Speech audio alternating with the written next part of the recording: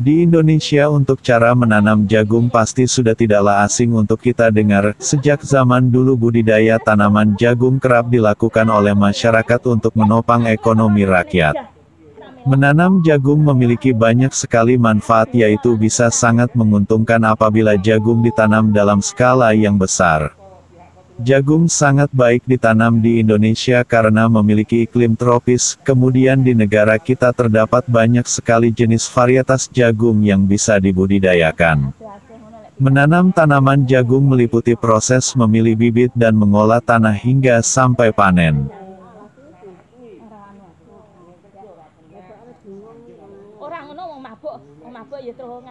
Hal-hal yang harus diperhatikan ketika memilih bibit jagung diantaranya adalah: sebaiknya memilih bibit jagung kualitas unggul atau merek terkenal jika Anda membeli di kios pertanian. Jika membuat sendiri sebaiknya jagung yang akan digunakan sebagai bibit diambil dari batang jagung yang benar-benar berkualitas, besar, sehat dan bebas dari hama dan penyakit. Pilihlah tongkol atau buah jagung yang masih terbungkus rapat. Dari buah jagung tadi sebaiknya ambil biji pada bagian tengahnya sebagai bibit. Pengolahan tanah. Tanah harus bersih dari sisa tanaman lama atau rumput-rumputan. Sebelum menanam lahan sebaiknya melakukan pengapuran untuk menurunkan tingkat keasaman tanah. Cara menanam jagung. Agar tanah yang ditanami jagung menjadi subur, sebaiknya diberikan pupuk yang cukup. Pupuk yang diberikan bisa berupa pupuk organik dan pupuk kimia. Apabila jenis jagung besar ditanam dan tidak diselingi dengan tanaman lain, maka jarak yang baik ialah antara 90 x 60 cm. Kemudian sebaliknya apabila jenis jagung kecil yang ditanam dan merupakan tanaman tunggal tanpa ada tanaman lain, maka gunakan jarak tanam antara 80 x 40 cm. Apabila jagung digunakan sebagai tanaman penyelang, misalnya ditanam di antara tanaman lain seperti kacang, sayur-sayuran dan cabai, maka sebaiknya jarak tanam antara batang jagung adalah 200 x 80 cm. Sebaiknya dibuat agak jarang agar tidak mengganggu tanaman lain dalam hal mendapatkan sinar matahari. Bibit jagung yang ditanam dimasukkan ke dalam tanah dengan kedalaman 5 cm, dan setiap lubang bisa dimasukkan 1-2 biji jagung. Setelah tanaman jagung mencapai ketinggian 30-40 cm, tanah harus dibersihkan lagi dari rumput-rumput liar atau gulma. Kemudian tanaman jagung diberikan pupuk secukupnya supaya pertumbuhannya lebih cepat.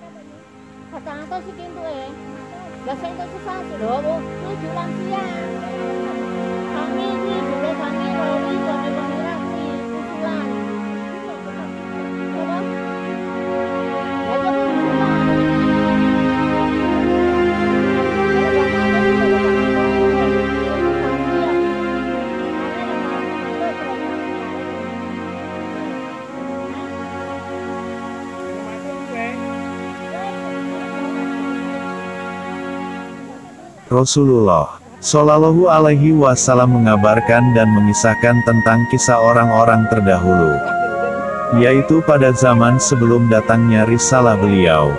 Kisahnya menakjubkan, di mana diceritakan, ada seorang yang sedang menempuh perjalanan di sebuah padang pasir yang sunyi, kemudian mendengar suara dari awan, atau mendung, yang merupakan suara dari malaikat yang mengurusi hujan. Yang berkata, "Siramilah kebun si Fulan." Suara itu membuat laki-laki itu penasaran dan mengikuti awan tersebut. Dia ingin mengetahui siapa laki-laki yang namanya disebut dalam suara itu. Ternyata awan itu menurunkan hujannya di sebuah tanah yang berupa bebatuan hitam. Dia memperhatikan hujan itu akhirnya membentuk selokan yang mengalirkan air menuju arah tertentu. Laki-laki itu pun mengikuti dan menyusuri aliran air hujan tersebut. Dia melihatnya aliran air itu bermuara di sebuah kebun. Dia melihat di kebun itu ada seorang laki-laki yang sedang mengairi kebunnya dengan menggunakan cangkul ke seluruh penjuru kebunnya. Dia pun menghampiri laki-laki pemilik kebun untuk menanyakan namanya. Ternyata nama orang tersebut adalah nama yang ia dengar dari awan yang disebut oleh malaikat. Dia merasa takjub dengan kejadian ini dan penasaran dengan orang tersebut sehingga dia menanyakan tentang apa saja yang telah dilakukan oleh petani tersebut. Pastilah ada perbuatan yang istimewa sehingga dia mendapat karomah dari Allah Subhanahu wa Ta'ala, yaitu turunnya air dari awan yang khusus mengairi kebun petani tersebut. Kalau yang biasa terjadi adalah hujan turun membasahi semua kebun atau daerah yang ada. Tetapi dalam hadis ini hujan atau air khusus mengairi kebun petani tersebut. Ini adalah suatu hal yang menakjubkan. Untuk menghilangkan rasa penasarannya maka dia bertanya kepada petani tersebut tentang apa yang dilakukannya dalam bertani sehingga diberi kemudahan oleh Allah Subhanahu wa Ta'ala, sampai-sampai diberi air secara khusus. Dengan keikhlasan dan kerendahan hati dalam bekerja dan beramal, sebenarnya dia enggan menceritakan amal perbuatannya. Tetapi setelah diminta dan melihat adanya manfaat menceritakan amalnya, kemudian petani itu pun bercerita bahwasanya hasil panennya dibagi menjadi 3 bagian.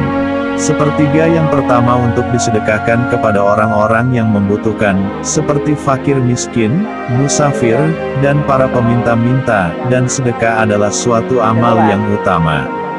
Lalu sepertiga yang kedua dari hasil panennya untuk memenuhi kebutuhan dirinya dan keluarganya.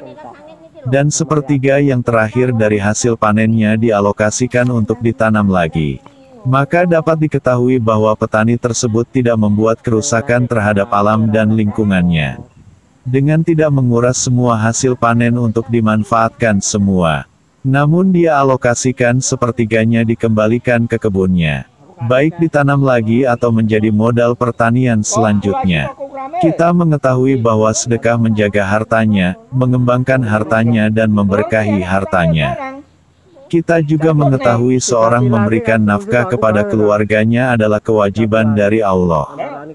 Kita juga mengetahui bahwa tanaman itu perlu perawatan dan pemeliharaan, perlu pemupukan dan irigasi. Petani tersebut telah mengetahui hak Allah atas hartanya sehingga dia bersedekah. Dia juga mengetahui hak diri dan keluarganya maka dia memberikan nafkah. Dia juga ahli dalam pertanian sehingga menyisakan modal untuk mengolah dan memelihara kebun dan tanamannya. Dalam kisah di atas juga dapat diambil pelajaran tentang cara pertanian yang barokah, yaitu dengan melakukan seperti yang dilakukan petani tersebut.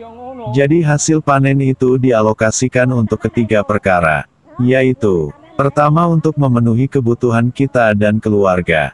Kedua untuk mendekatkan diri kepada Allah Subhanahu wa Ta'ala baik dengan sedekah, maupun ibadah lainnya. Dan ketiga untuk modal usaha selanjutnya. Tidaklah petani itu menggunakan hasil panennya untuk menumpuk dan mengumpulkan harta serta menghambur-hamburkan harta untuk hal yang tidak bermanfaat.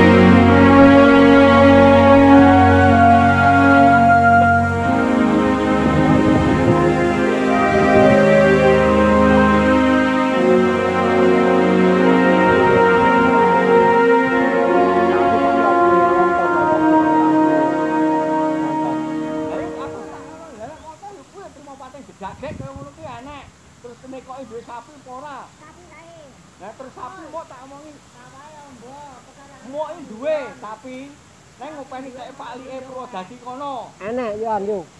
Tak ngono neng. Enek. Ngene mangkane ngono kan rapas sasarane kan ngono kuwi. Malane dimerekne sing ngono-ngono kuwi.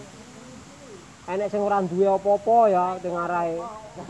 Budi kami ini Teng arahe duwene gur sak encepe omah kuwi sawah ya ora oleh akeh. Budi kami ini ya ora oleh apa-apa kuwi yo. Tapi aku malah demen kok. Aku malah demen. Aku apa duwe? Aku tekoki pipil pajak lah, pipil pajak sapa aku? Omahe nuno tau. Aku tekoki ngono aku ya. Nggih.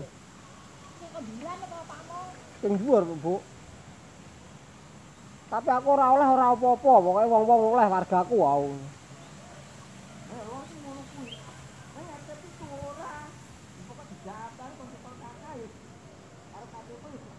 Lah wong kuwi lho Kang setor kakak kuwi wis ero iki duwe pipil pajak ora lho kono wis duwe. Kono kan nyambut gawe apa dadak kon anu wong nang sore. Kono kan nyambut gawe apa nek dhuwur. Kamu ini kok gebanget temen aku apa-apa kok ora tau oleh. Wangi biru-biru kowe kok dhewe ngisi-ngisi wong biaji wadane kaya ngene aku ngono. Mbak ini wong wedok kabeh ya padha klek-klek ngene iki aku ngono. Rungokne nangis sedih. Ini kira kira dimereknya kok nyalani siji lagi gini.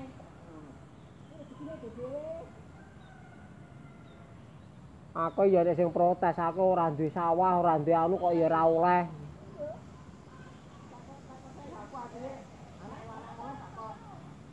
Tapi perkara oleh ora aku ora iso, pentingnya wis tak jokne kabeh. Boten. Ya dek kok iso turun ae nang warung rei kok.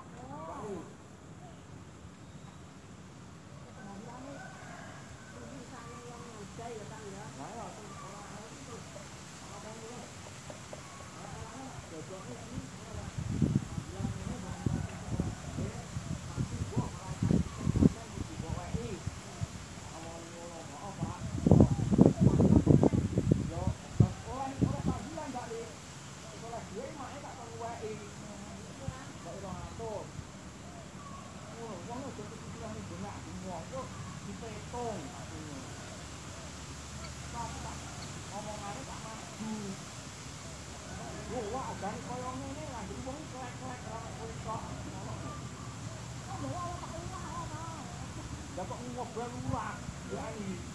Kowe kono dhewe iki marai tangkem.